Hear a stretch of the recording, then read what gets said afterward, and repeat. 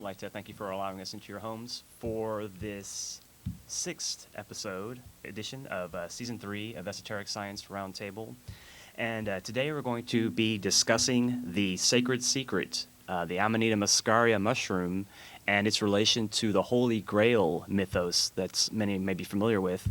And I would like to thank my guest, Don Teeter, for taking the opportunity and for traveling quite a far piece, as a matter of fact, for taking the time to get here to our show and to bring forward this information. So I thank you a lot, Don, for taking the time to come on publicly. And if you want to just start, please, by giving us a bit of brief background on yourself and how you discovered the Amanita muscaria and how you got started in your research into the mushroom and its qualities and its history. Well, I guess you'd start it in Sunday school where, nothing seemed to make sense. The story they were telling me just was unbelievable. And I never really did believe it. And then when I was 13, it was 1969, and people were checking out a lot of alternative things. And I was looking through an old encyclopedia, and the article was Hinduism. And I came on a reference to a plant god, an ancient plant god that went back at least 1200 BC, whose name was Soma. And Soma was a seer and a sage by sapience, and he made the blind see and the lame walk, and he healed all of the sick. And I'm thinking, well, this is exactly the same miracle cures and action that I was told that an impossible man god did in church school. And the next paragraph in that encyclopedia said that Soma was somehow related to Dionysius of the Greek myth, that it was exactly the same as the ambrose and nectar of the Greek myth, and that it was the legendary herb of immortality.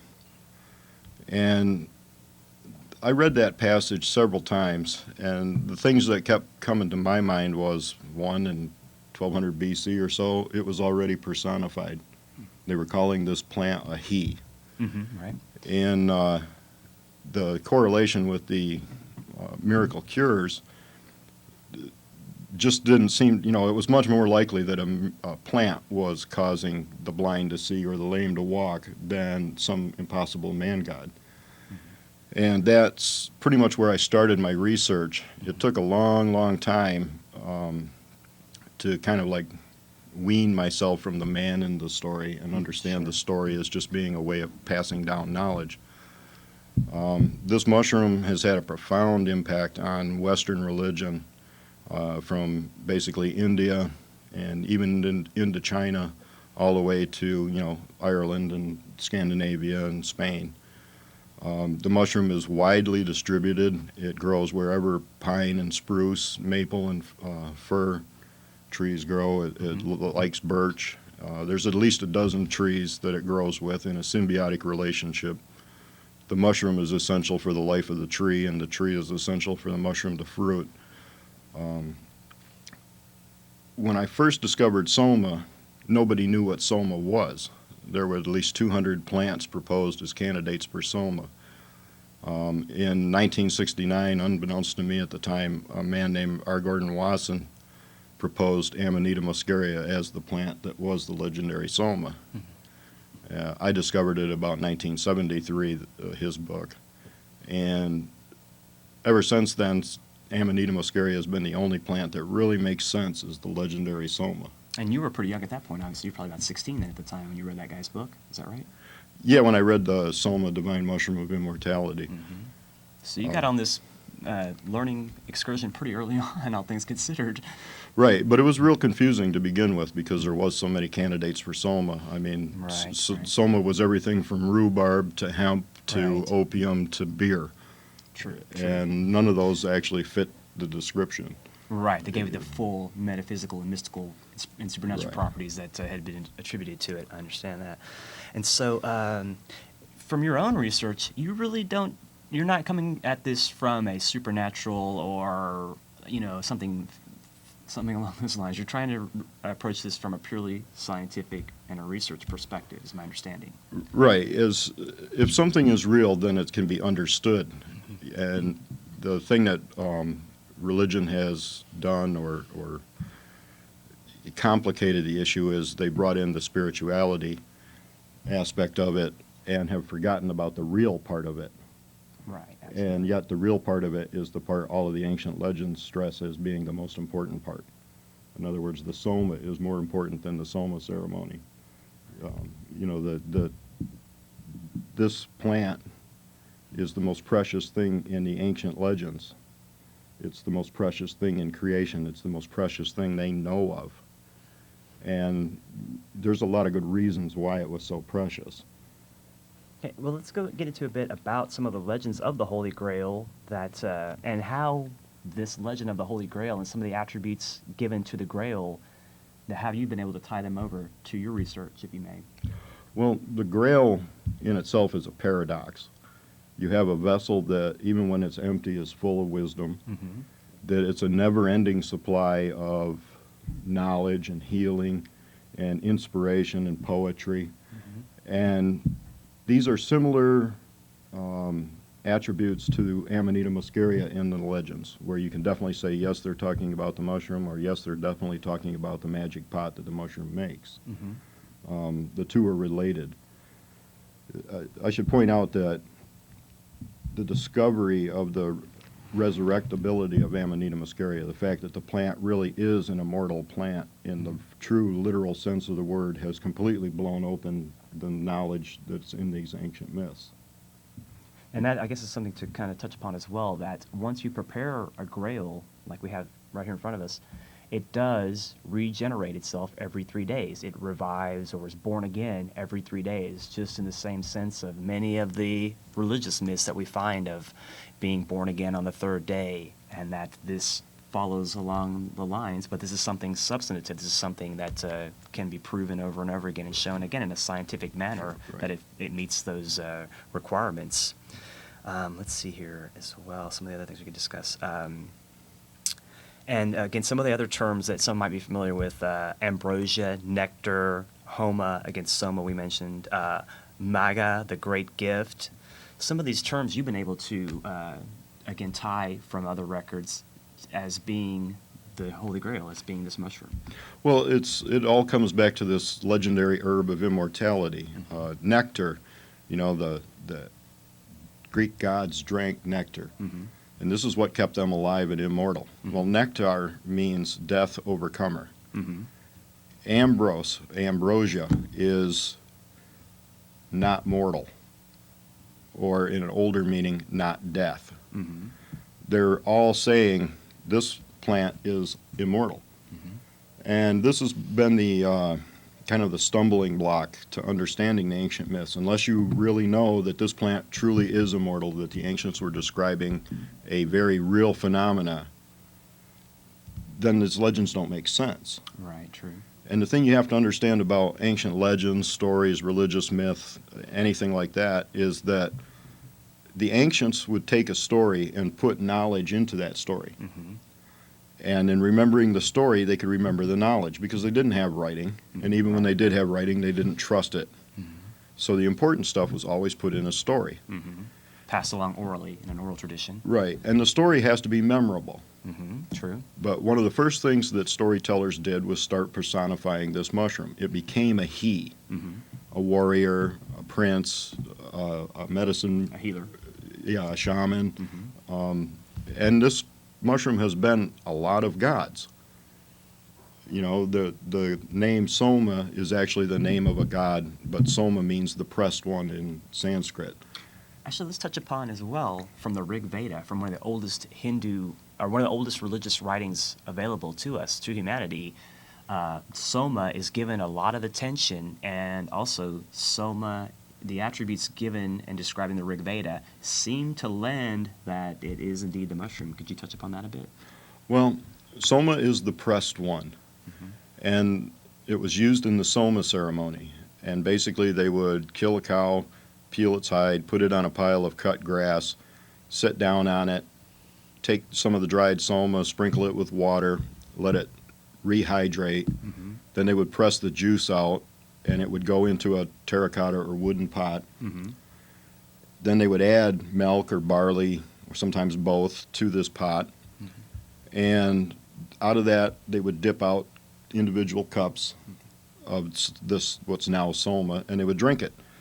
And this was the premier ceremony. This was the fundamental ceremony of the sacramental religions, those religions that consume a substance for its enlightenment.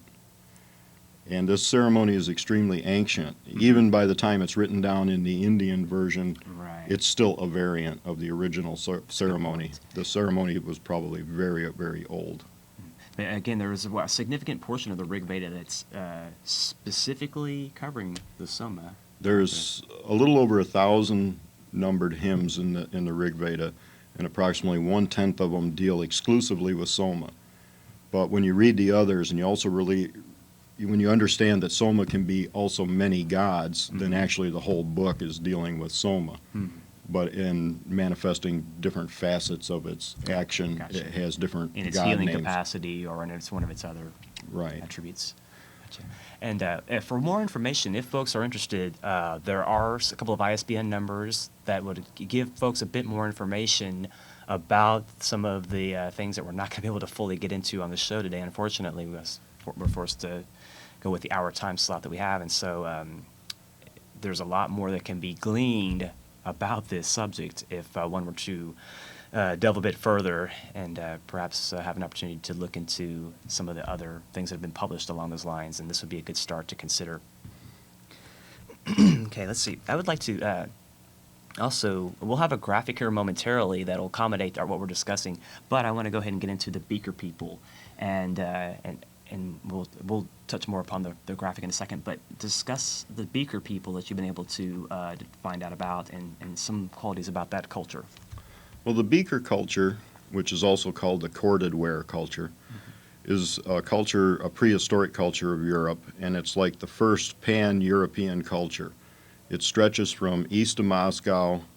It eventually makes its way westward across Germany, into Scandinavia, into the British Isles, and then down into Spain, Italy, and it even jumps across Gibraltar into North Africa. The Beaker people last from about 4200 BC is when they first start showing up to approximately 1350 or so BC, when last little remnants of them kind of taper off.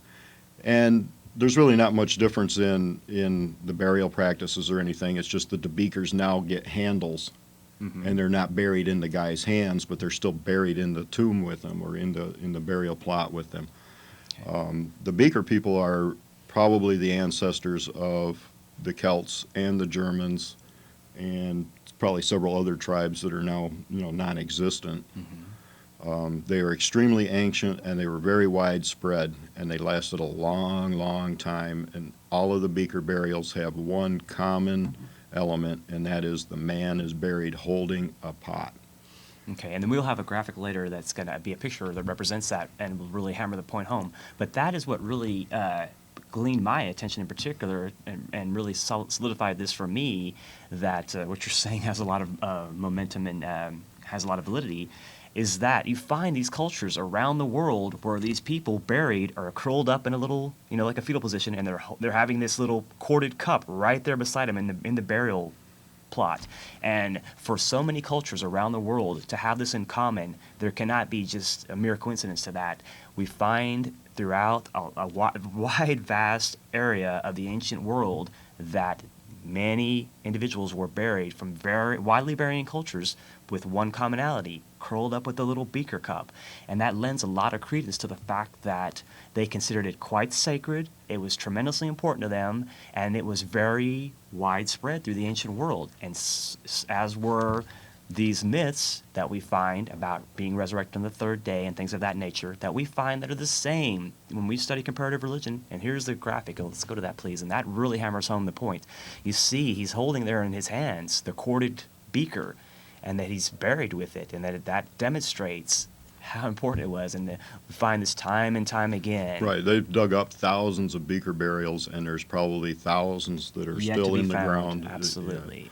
And for something to be that pervasive when there wasn't the internet, there wasn't, mass communication, but yet you find it that vastly available, you really have to consider that. We really have to factor that into our paradigms, whether we're considering comparative religion or whether we're considering the expanse of culture, language, custom, things of that nature. Where we find these commonalities, this can't be mere coincidence. And so this is what really helped seal home the validity for me of this science, and I will definitely verify it and call it a science from what I've been able to determine from what from the short amount of time that I've been studying this mushroom. But let's go ahead and touch upon proving the theory a bit, as far as if you could expand upon how we can flesh out a few more points that will bolster up your claims. Well, in the Rig Veda, Soma is an immortal god. Mm-hmm. It is, considered the ancient one, the ancient of days. It has a lot of names that are dealing with immortality. And here we have just a few examples. Well, this is actually a comparison between Soma and the Christ. Mm-hmm. And there's 108 names of Soma, and there's approximately 60 names of the Christ, and there's also like 58 names of the Messiah, but some of those are repeats. Mm-hmm. The names of the Christ match the names of the Soma, concept for concept for concept, and there's even classifications like immortal God, Mm-hmm.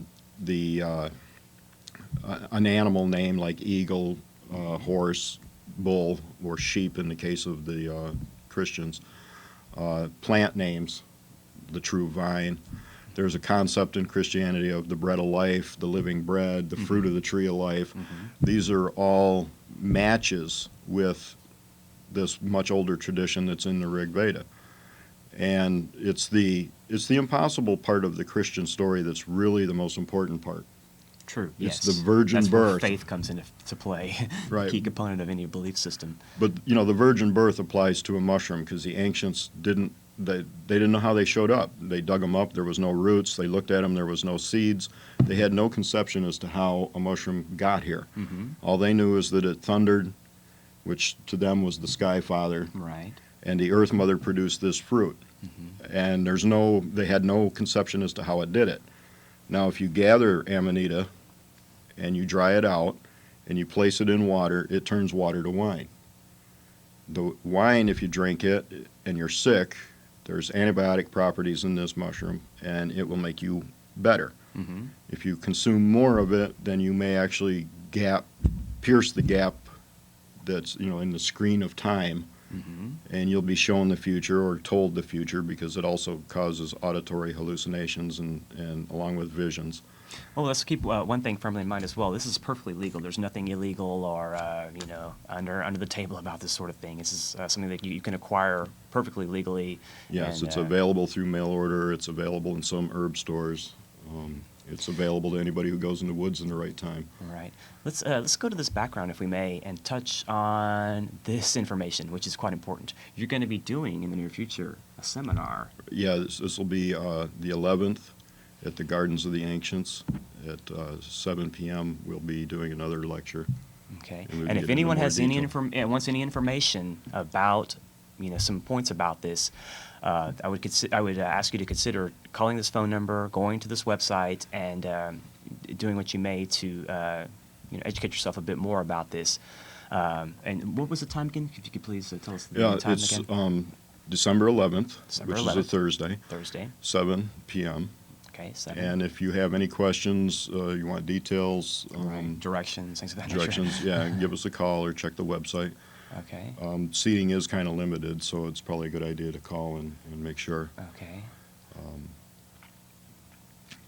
But we'll get into a lot more detail than we'll be able to get into. Right, here absolutely. That's what I tonight. want to emphasize. We're not going to be able to get into all the details that we'd like to here in this hour time slot. So if people have an interest in some of this information, there are other resources to check into. Let's look at what do we have here behind us now? What is this contraption in this jar?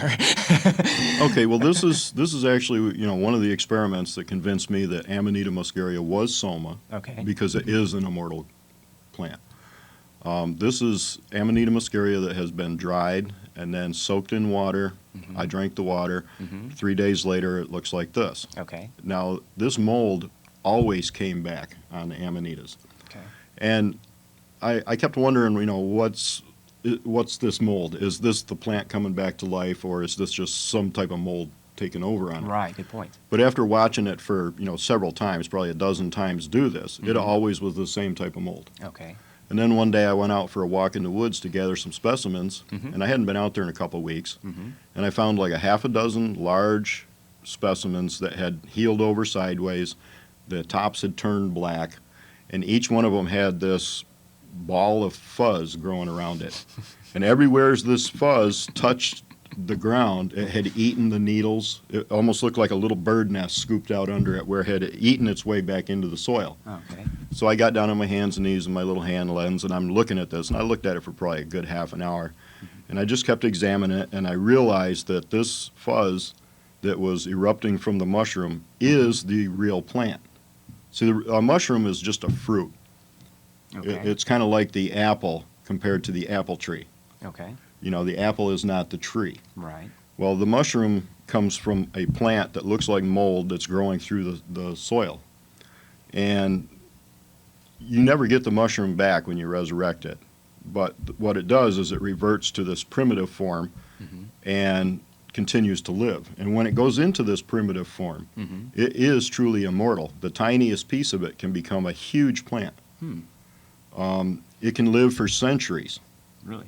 Yeah, there's no time limit on its life in the primal form. And the ancients obviously knew about this occurrence, or at least some of them. Right, right. In fact, it would have been almost impossible for the ancients to not discover it. Why is that? Well, if you had a cow horn or a cup you made out of wood or a terracotta pot, and you put mushrooms in there and you soaked them in water or berry juice or some honey mixed in with the water, Okay. they're going to resurrect. They are going to fuzz out just like that picture showed. And they do it in about 3 days. Then they invade the walls of the pot, which you can see behind us. This is what happens. This is the more optimum way to try to create a grail, correct? As in the terracotta as opposed to a glass container. Right. In the glass, it can attach itself to the walls, whereas in the terracotta, it actually penetrates the fabric of the pot. And I've even had some grails where it's grown from the inside completely through to the outside, and the pot was fuzzy on the outside. That's pretty amazing. This is one of my first larger grails, and you can see that there's pieces of mushroom in there, and they're all coated with the mycelium, but also the whole wall of the pot is packed full of the stuff. It's just growing right in there. And this, you just feed it, and what you're feeding it is the food that you're going to drink, and it has a cycle. You let it grow, let it dry out, and then you fill it again. It sits for 6 to 12 hours. You drain it off. The fungus gets fed, and you get the antibiotic and mental effects from the ambrosia, basically the same as the mushroom is. This seems to be the only logical explanation for all of the magic vessel legends that there are in Eurasia. Dionysius was so sacred that the terracotta cup that you poured his sacred wine into became sacred. A magic vessel. The Soma ceremony, the Soma was poured into wooden cups, which the individuals carried their whole life and right into the grave, just like the beakers. Okay. Basically, they're just the Eastern version of the beaker religion. There's all these legends of, or association, I should say, of the Christ with the Grail. Yes. The Grail, the Christianized versions of the Grail legends say the Grail was the cup that caught Christ's blood at the crucifixion, or it was the communion cup that he had the Last Supper with. Right. But there was something magical about this cup. Well, when you understand that the Christ in the Bible is not a man, that it is this mushroom, then that relationship makes sense. And that the Christian Grail legends are basically Celtic legends about magic cauldrons that never run dry, and there's an older, much older than Christianity background for these magic vessels. And the magic vessels have been, another mind blower for people who study these legends, because how can you have a pot that never runs out? How can you have a pot that produces wisdom and inspiration and healing? Things. These were all miracles to the ancient people. Absolutely. And to us, to this day too. It blows my mind. I mean, it blows my mind every time I fill it up and I drink it off and I go, wow, this is really good. And then I do it again next week and it still blows my mind. it's like the only thing in the world that, you can have your cake and eat it too. That's one, yeah, because it regenerates itself and it falls in line with the common things that you're familiar with from the legends of the virgin birth, 3 days in the grave, or 3 days in the tomb, and the resurrection, and things of that nature. Right, and the disciples don't recognize him after it's resurrected. That's a good point, because they don't see that this is the mushroom reformed and reborn. Now, Right. Good point. Also, the Catholic Mass. I was raised Catholic, and I realized through the communion and the ceremony and the ritual that's put together to honor and consecrate the host and to consecrate the wine and the chalice, that we're remembering and we're repeating this ceremony, this ritual, that very well may be, according to your understanding, the basis of this Grail and the basis of the host, the Eucharist, and the cup during the Catholic Mass. Well, they're all kind of variants of this more ancient tradition. Right. The Soma, like I said, the Soma ceremony, by the time it's written down, is a variant. Mm-hmm. As long as you were using the mushroom, then you would be considered part of this mushroom cult. And it didn't matter whether you, pounded the mushroom up and put it in some oatmeal and consumed it, or you put a fluid into a magic grail and consumed it, or you were just eating the mushroom straight. You would still be considered part of this mushroom cult. Right. And yeah, you're talking a cult that goes back to at least 5,000 BC, which would be 7,000 years before the present. Sure. Although in reality, it probably goes back 100,000, It's difficult to say 200,000, who because knows? of the lack of written evidence, and it's just difficult. Things get grayed that far back, definitely, without question. Let's see. And we did speak a bit about some of the aspects of making the Grail. We're not really going to get into that too much with lack of time, unfortunately. But a couple of things that I want to emphasize.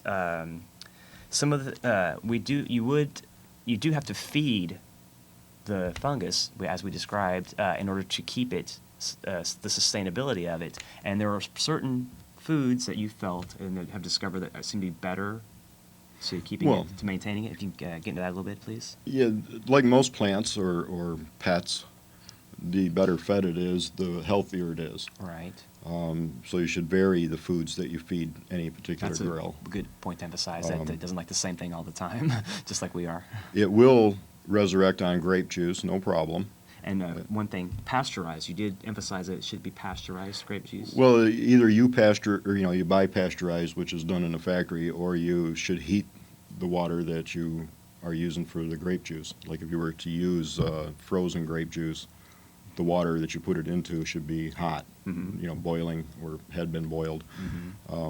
It's the Aminita mycelium is very resistant to contamination, but anything that's going to hurt the fungus is going to come in on its food, which is why barley, if you use that, has to be cooked. You can use a basic beer recipe, just leave out the hops and the yeast, and you can use that as the fluid you fill the Grail with. And but again, then it would have to be heated. It'd have to be heated, and then it has to be cooled. You can't put hot fluid into the Grail because it will kill the living mycelium. It'll just cook it. Okay. Because this plant is alive in the Grail now. In this form, it's like dormant. It's just dried out. And you just have some caps in a little baggie here. And this looks a little bit like on the illegitimate or what have you angle, but it's again perfectly legal. I'm gonna try to get a little better angle of this guy. So let's see if we can't maybe get a close up quickly. But this, in this form, it'll store for several years. It goes bad. I'm gonna focus in a bit here, folks. So just be patient, and we'll get a better view of this guy. And you can see from the portrait in the background how it definitely resembles the more living version, and the orange characteristics. And it has I've noticed kind of like a honey smell. Yeah, it's very distinctive. Bittersweet. As the Persians in their religion call it, one of the names is the honey sweet knowledge of divinity. And it's all stuck together as one word, and it's one name. But it has a very distinctive smell and taste. I've been told by people who are, I guess you call them ex-Catholics, who have tasted the mushroom with me, that it tastes just like the host that they had in church. And I'm familiar with that, so I can probably at some point in time relay that to find out for myself if that is indeed the case.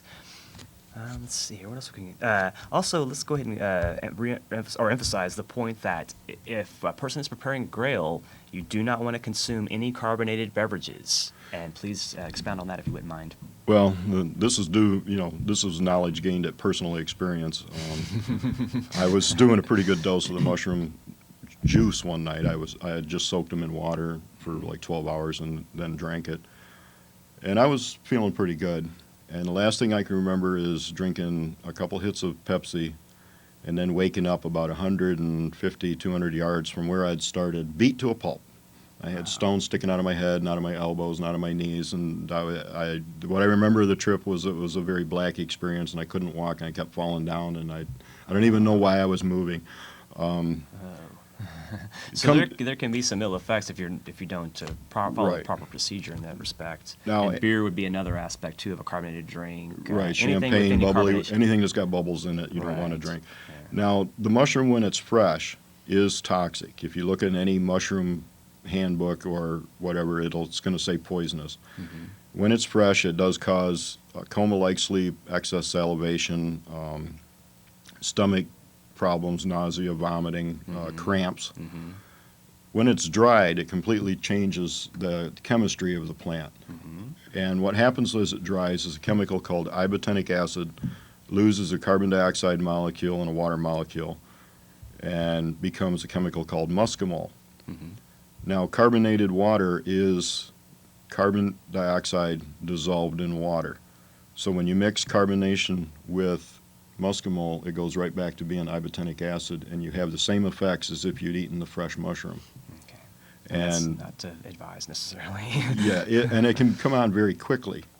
You can less than 5 minutes after a couple sips of soda will send off this bad reaction. And as long as you follow those two rules, it's relatively safe. Right. There aren't a lot of pitfalls with this, and then we wouldn't be bringing this out publicly if this was something that you could endanger yourself with. This has so many more overwhelming positive benefits and attributes to speak about and to bring out. Just a couple of slight precautions that you would have to take if you're going to Right. pursue this information a bit further. Let's see. Let's go ahead and speak a bit more about just some of the aspects of what the future may hold and what you in particular hope to accomplish, your motives, for instance, in bringing this information out to the public, and what do you hope to achieve? I mean, you did throw out the term mushroom culture or things of that nature, and if you could please expound on that concept a bit as far as how this can take off a bit more and be beneficial to a great number of people. Well, when I read that the first section of the Rig Veda that put me off on this trail, when I was 13, Mm-hmm. the healing effects, this was a real plant, and it apparently had real effects. Mm-hmm. And these effects sounded beneficial. Right. At least, the religion I grew up with said these were effects to be desired, and that it was, your duty to do this, but nobody knew how. Right. Good point. No ready-made handbook for us in that instance. Right. And the fact that this plant can resurrect, come back from the dead, Mm-hmm. colonize a clay pot Mm-hmm. in a non-sterile, non-laboratory environment Mm-hmm. is proof that it's putting off some exceptional antibiotics. And there's the only way it could grow in these conditions is if it's putting off good antibiotics. Now, we're raised in an era of penicillin and amoxicillin and all kinds of stuff that come from simpler life forms. Mm-hmm. So, yeah, we can look at a mushroom and go, yeah, there's a good possibility that it's putting off antibiotics. But the ancients didn't know anything about antibiotics. They didn't know anything about drugs. They didn't know anything about chemistry except practical applications of it. Mm-hmm. And the medicinal potential of this plant is extremely high. There's at least three chemicals in this plant that are related to known antibiotics. There's another chemical that's in there that has killed sarcoma 180, which is a numbered type of cancer, in mice. Then there's another chemical in there that is related to a chemical that's being used to treat epileptic seizures. And, epilepsy was probably a very scary thing in the ancient world. Certainly. Probably was demon possession or something along those lines. Right, and so when they talk about, it casting out demons, I mean, there's a rhetorical question in the Bible, about, they say Jesus casts out demons with Beelzebub, which is the Lord of the Flies. Now, fly agaric, which is its common name, and Aminita muscaria, which is its scientific name, both deal with the power of flies. It will draw flies to it. It will stun them. It doesn't usually kill them, although you can kill them with the mushroom if you put the mushroom in a glass jar, put a fly in there. The mushroom will actually use up the oxygen in the jar, and the fly will die of oxygen starvation. But there's an association of this plant that goes back very anciently to flies and the mushroom. And Beelzebub, as Lord of the Flies, is just a kind of a derogatory name for the mushroom, but it's the same as our common name. Okay, that's interesting. The healing part of it is really what I want to accomplish, the ability of this plant to kill viruses. And speak about your own experience, if you would, quickly. Well, I was trying to work up doses. It was when I was first experimenting with the plant, and I was working my way up gradually, doubling a dose every week. And I started off with a 1/16 of an ounce, and then an 1/8 of an ounce, and then a 1/4 of an ounce. And then at the 1/4 of an ounce level, I got this burning and tingling on my lip at a cold sore site. Now, I'd been having cold sores since I was a teenager, sometimes 2, sometimes 3 a year. Just a recurring thing you're just used to dealing with every so often? Yeah, it happened every few months. I'd have a cold sore, always in the same spot. Well, I ate these mushrooms, and I was relaxing, enjoying the effects, and all of a sudden the cold sore site started burning and tingling and itching like it was going to come in. Well, didn't come in then, and it's never Hadn't been came back in since, since. No. That was a few days ago, huh? Right, this is going on 14 years ago. Right, so you're able to demonstrate through your own experimentation, and I really have to admire you for being the guinea pig and being willing to, use your own medicine and demonstrate on your own self that this has some relevance and some validity, and it can have some practical applicability to people.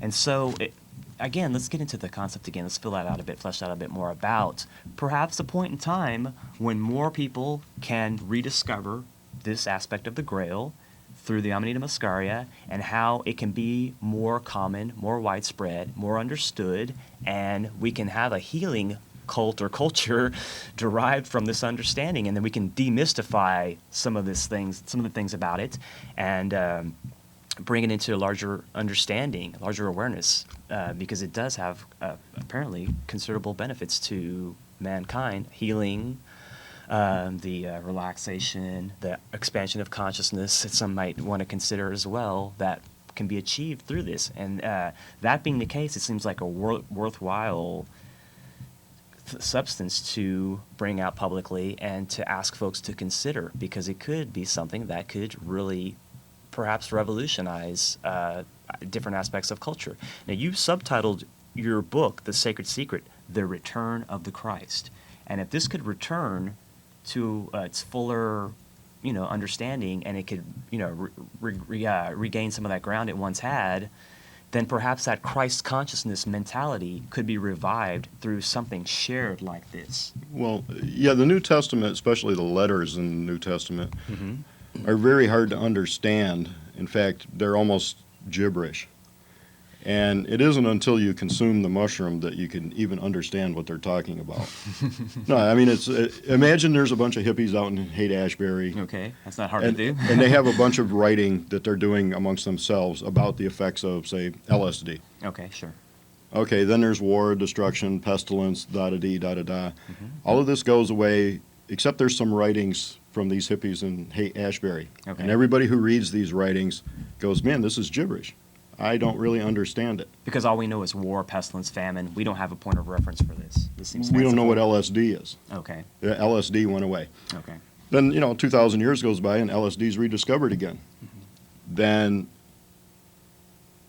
what they wrote would make perfect sense to somebody who took the LSD, Right. because it would be the same mindset. They would be recapturing in their own Right. subjective understanding what they had read, and so it would have an internal meaning for them, as opposed to just reading some text and saying, "Oh, these people said this and this." Right, and none of this makes sense. Right. How can sound make colors, or how can colors make sound, or how can the room breathe, or And that is the overwhelming, quality of the so-called Christ consciousness, is that it is something universal that is intrinsic in us that we have to bring out of ourselves.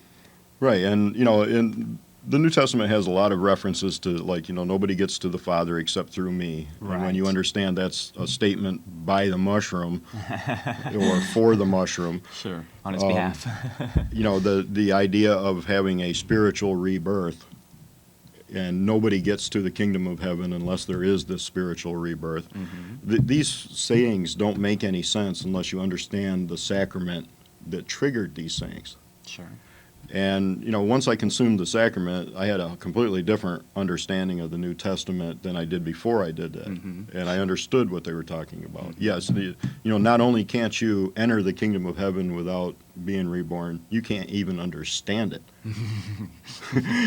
You can't understand the concept. So, consuming it definitely helped illuminate a lot of the hidden parts of the text, the stuff that didn't really make sense in the rational sense. Discovering its resurrection and the fact that once it resurrects, it's immortal, was the last pieces in the puzzle of understanding the Christ story as a reference to the mushroom rather than a reference to a real historical man. Right, that had some kind of mystical or supernatural qualities attributed to him. Right, but since no man can be born from a virgin, they're obviously talking about something else. Since no man gets up from the dead if he's truly dead, then they're obviously talking about something else. Okay. No man can turn water to wine without using a drug plant. There's a lot of different drug plants you can make psychoactive water with, but no man just makes water into some wine. Catalyst. You need some component. Yeah, you need a sacrament. Okay, good point. It looks like we have a few calls on the line, so would you want to go ahead and grab a few calls and see what Sure. the public has to say? Okay. Hello, caller, you're on the air. Hello, caller? Hello? Yes, how are you? Y'all some bullshit. Well, thanks for your call. Have a nice evening. Caller, you're on the air. Hello. Hi, how are you? Do you have a comment? Pretty good. Yeah. Now, Corey, I've seen your show before with Chris Athanas. Yeah. And the other Contreras, I think. Uh-huh. I've never seen your buddy over there on the Don Teeter. Well, he came from quite a far away to come travel here to be on the show today. Did you have a specific question for my guest? Yeah. Like speaking of the mushrooms, you seen the large sack? I guess it's towards like the bottom. Beg pardon? How's that? There was like the large sack.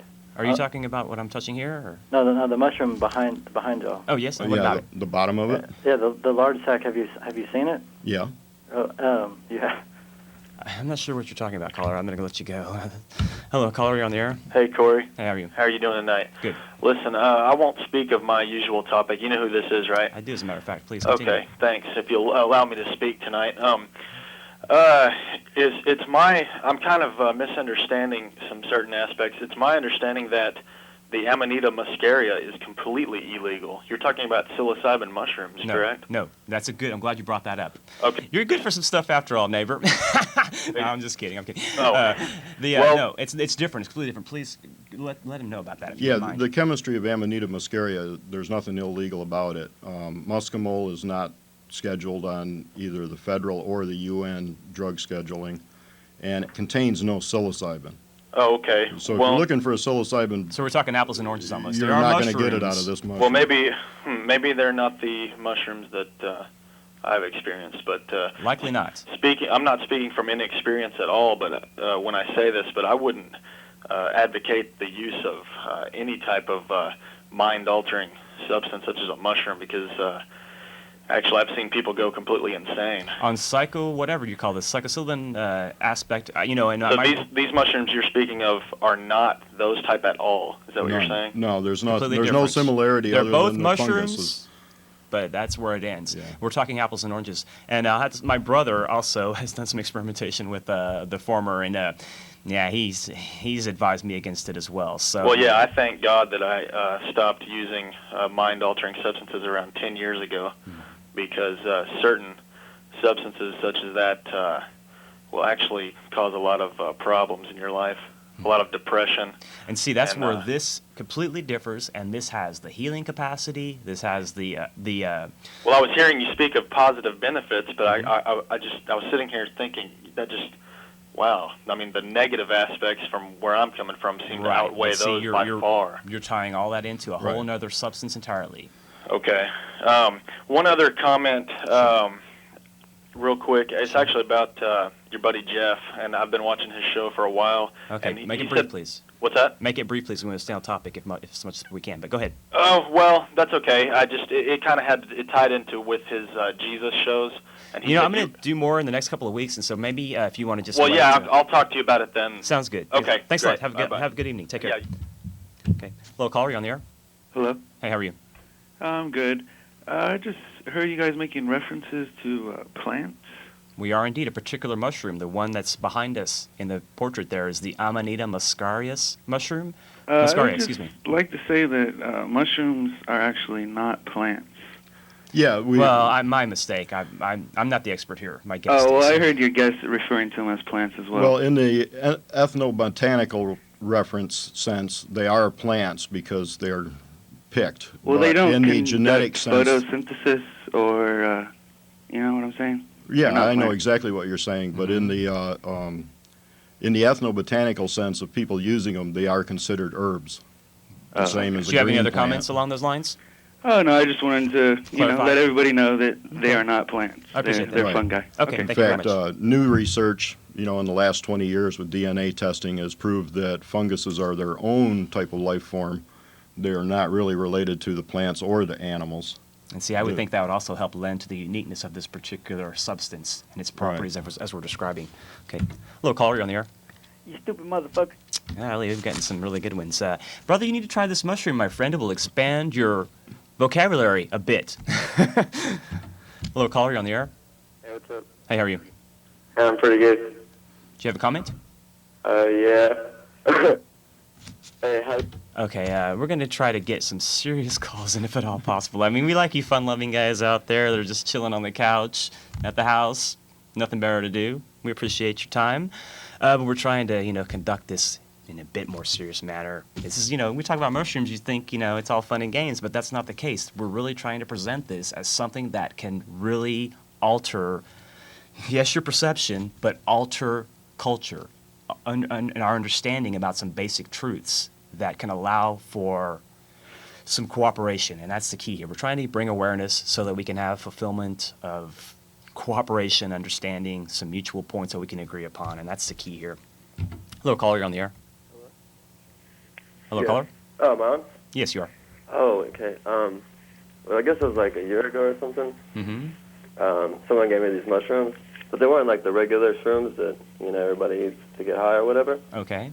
But anyway, I got high off them, and, I thought I was dreaming, Yes? but apparently I was really, licking this girl's honey. Okay. Well, hope you had a good time there, neighbor.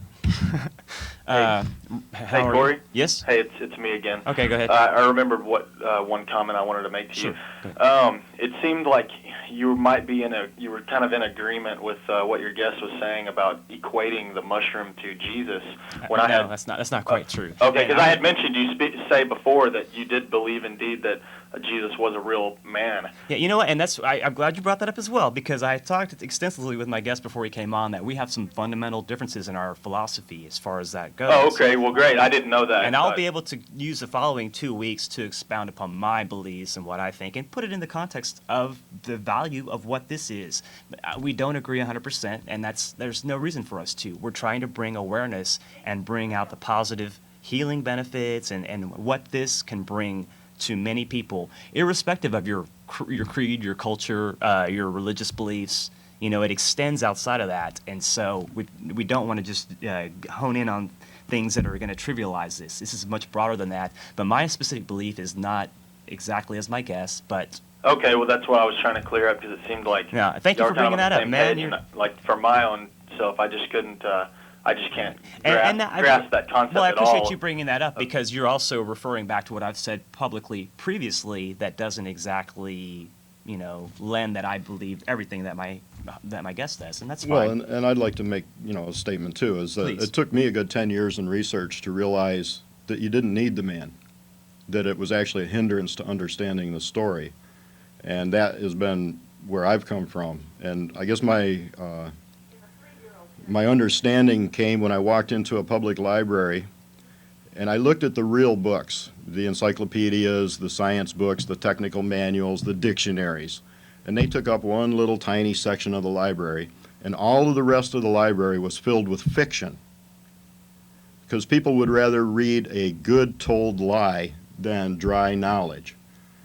And that's when I understood that you didn't have to have a real physical man for the story to make sense when they were trying to put this dry knowledge, this very important but yet dull knowledge, into a story to preserve it. And once you understand that fiction is what most people read, then for them to make a fictional story before there was writing and make it an enjoyable story to be told around the campfires and to be understood by not everybody that was hearing the story, but by the few who understood the secret of the story, then that all makes sense. And, you know, we're always going to have differences revolving around Jesus Christ. Likely, But there never was a man born called Jesus Christ. How do you know that?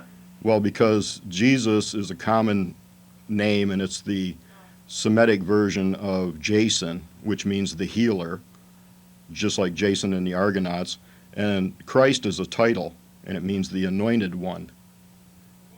And anointing is what left a little dot on your forehead when you were anointed with the sacred oil. And the anointed one's more modern interpretation would be the appointed one. In other words, this was the one appointed by God to be the messenger or the Son of God or the Messiah or the Christ. Well, do you believe in the soul? There's no evidence for the soul. Well, what gives you emotions and feelings, and why do you cry when That's you're all. sad, and why do you cry when someone dies or laugh? That's all chemistry. Your chemistry, it's all brain Hey, I'll let chemistry. you go, brother. But let me just jot this in real quick. If this man's information, if 1 hour show that Don's information has to present, that Don's information is presenting, if this changes your paradigm, if this fractures or destroys your faith, then what faith did you have to begin with? Since faith is what is required to have a belief in a supernatural or some kind of religious system, if this man challenges your beliefs, then, you know, what is your belief system? What is your faith base at that point? You know what I mean? So if you feel firm in your faith, then like myself, then I feel very comfortable having Don on to complement what I already feel is true. And that, again, coming together on common points is far more of a greater importance than to try to quibble over some of the insignificant, implications of this. Do you have another comment you would add? Well, you know, I don't really care what anybody believes. Your belief is your belief is your belief, and I don't want to change your belief. I don't want to, you know, destroy your belief. I don't really care what you believe. But you still want to bring out this information. You feel compelled for some reason to bring this out. Because it's valuable.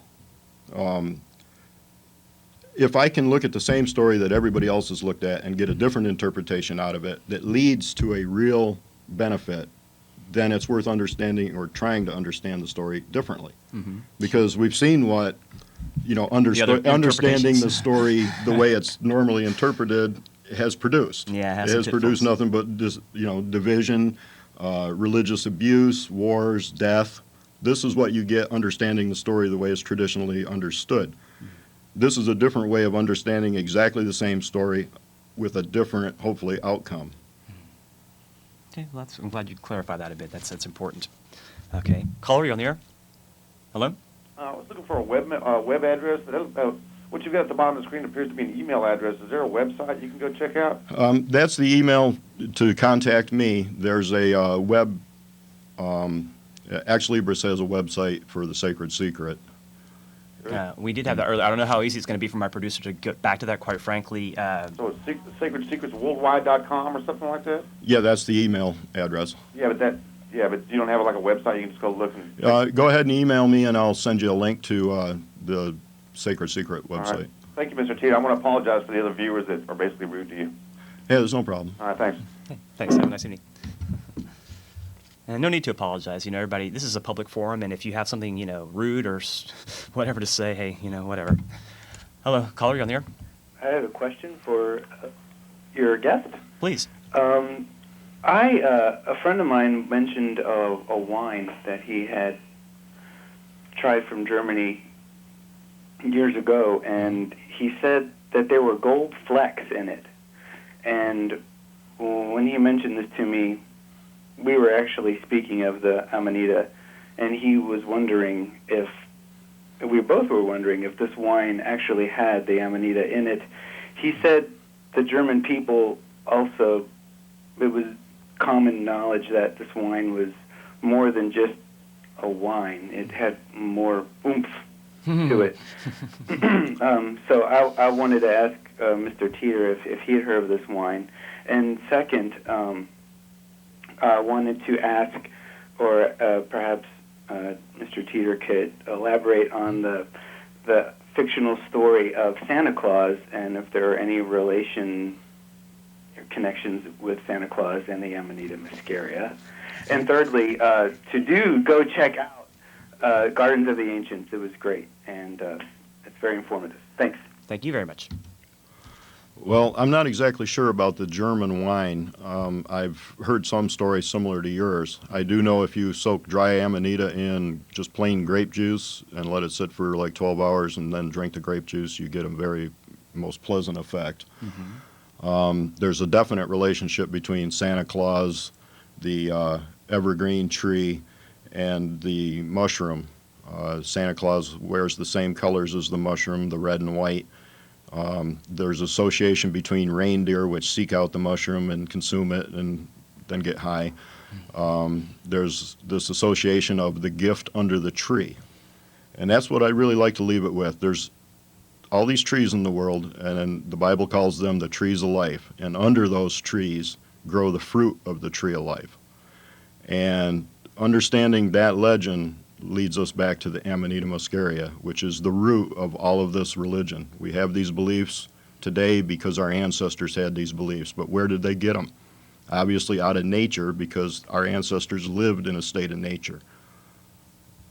Okay. Well, we have very little time left, so I want to thank you very much for taking the opportunity to come on. I want to thank my producer, Chris, for commanding the helm of the Starship Esoterica. I want to thank all you folks out here in Austin for taking the time to view. I'm sorry we're not going to be able to get to the last callers. Thanks, everybody, for taking the time to call. One last thing. I can't really get a good shot of this, but Duality Magazine is available. This free publication, wonderful publication. Some contributors from Access Television, some hosts you may know, have contributed to this. And this is a wonderful free publication you might find around town. It has a lot of information. You'll be hearing more about it in the future. But thanks a lot, Don, for taking the time to come on. Appreciate it. And Thanks for we'll having hopefully me. have you on again in the future. This is really good information. And hopefully we can have some kind of a mushroom culture sprout up around this information, and the Holy Grail can take on more relevance for people. Thanks a lot, Austin. Have a good evening.